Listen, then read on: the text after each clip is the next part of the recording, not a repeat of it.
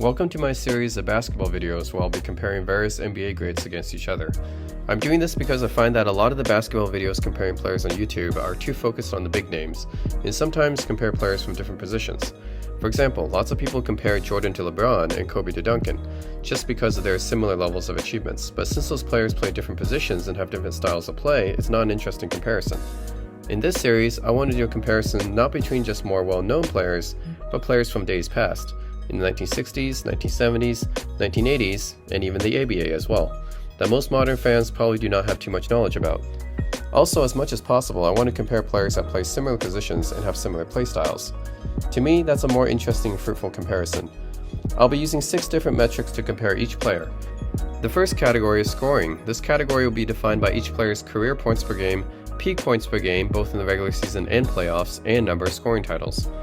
Rebounding. This category will be defined by each player's career rebounds per game, peak rebounds per game both in the regular season and playoffs, and number of rebounding titles. Passing. This category will be defined by each player's career assists per game, peak assists per game both regular season and playoffs, and number of assist titles. Efficiency and advanced metrics. This category will be defined by each player's career true shooting percentage per and win shares per 48, both in the regular season and playoffs.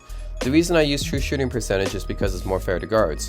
Field goal percentage tends to be biased to big men because of their height and play style closer to the basket. I also put in win shares per 48 here because it encompasses efficiency along with other attributes to give you an idea of how many wins a player contributes to his team. Defense. This category will be defined by each player's all defensive selections, defensive win shares, and defensive player of the year awards. The reason I'm not using blocks and steals in this comparison is because I want to compare the achievements of older players that modern fans might not have too much knowledge about, and players in the 1960s and early 1970s do not have steals and blocks tracked. Awards. This category will be defined by All-Star appearances, All-NBA selections, MVPs, Finals MVPs, and championships as the first, second, or third best player. The reason I have to only count championships as a top 3 player on the team is because otherwise you get into the situation where, for example, Robert Horry has 7 rings and Karl Malone has 0, and it's not representative of how much better a player is if they weren't a top 3 player on their team contributing to a championship. I know including All-Star selections is a little bit controversial because it's fan voted, but ultimately this is what the Hall of Fame uses in their criteria to induct a player, as unfair as it sounds.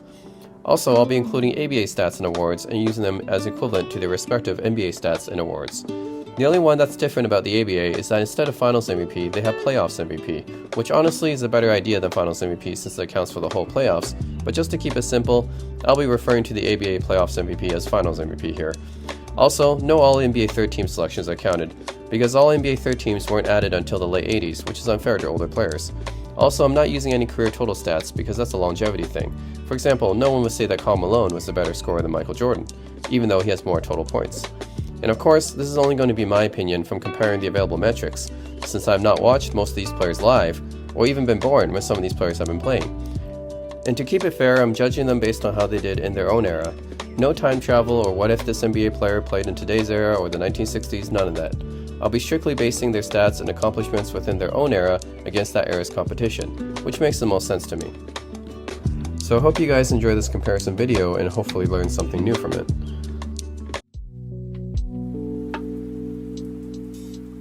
The 12th episode in the series looks at 2 dynamic, flashy perimeter scorers who both played in the 1970s, had 2 of the coolest nicknames ever, and had their careers cut short by tragedy. Pistol Pete Maravich is widely regarded as one of the most dynamic playmaking guards of his era, a lethal scorer who could shoot from any range way before the three-point line was introduced to the league, but never had much playoff success and had a career cut short due to injury. David Thompson was Michael Jordan's idol when he was growing up, who, like Pistol Pete, was an NCAA legend and played his first season in the ABA, leading the Denver Nuggets to the finals before joining the NBA. He was an athletic scoring machine in his prime, although like Pistol Pete, his career was shortened but by drug issues in addition to injuries. Whose career was greater, the Pistols or Skywalker's? Let's find out.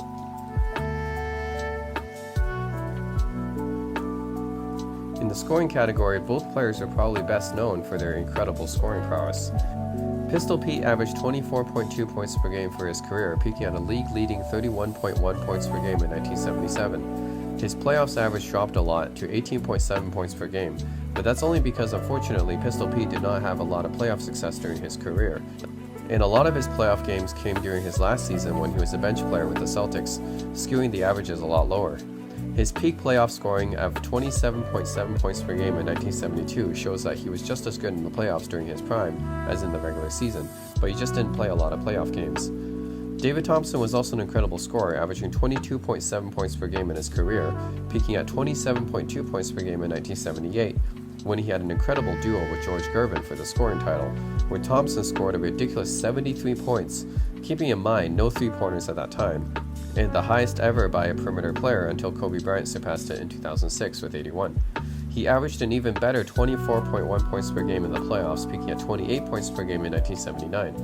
This category is pretty close, and although Thompson had higher averages than Pistol in the playoffs, this is very skewed, like I said, because Pistol didn't play a lot of playoff games.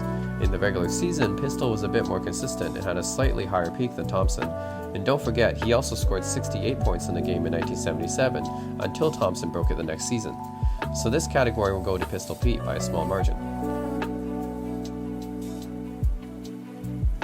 In the rebounding category, Pistol was an average rebounder for his size, putting at 4.2 rebounds per game for his career, peaking at 5.3 boards a game in 1975, and averaging 3.7 rebounds a game in the playoffs, peaking at 5.3 a game in 1972. Thompson averaged a similar amount, putting at 4.1 rebounds per game for his career and peaking at a higher 6.3 rebounds per game in 1976. In the playoffs, he averaged 5 rebounds a game, peaking at 7 per game in 1979. Thompson had the higher peak rebounding as he was more athletic than Pistol and could jump out of the gym, so it's not surprising, and I will give this category to David Thompson. In the passing category, it's not particularly close, as Pistol averaged 5.4 assists per game for his career, peaking at 6.9 a game in 1973, and 3.8 a game in the playoffs, peaking at 6.7 assists a game in 1973. Thompson averaged 3.3 assists per game for his career, peaking at 4.5 a game in 1978, and 3.5 assists per game in the playoffs, peaking at 4 a game from 1977 to 1979. Once again, Pete's playoff averages are skewed due to him playing a large portion of his playoff games as a bench player for the Celtics.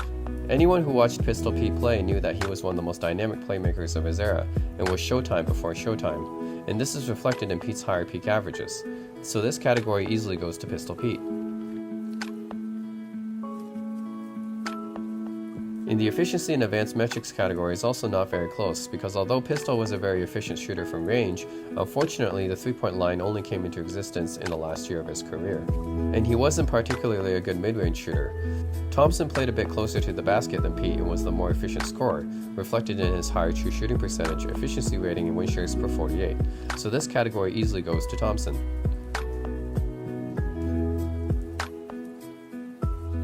In the defense category, neither player was well known for their defense, and no all-defensive selections, as well as their pitiful defensive win shares, are evidence of this. In this category, there really isn't much to say about either player, so I have to call this one a tie.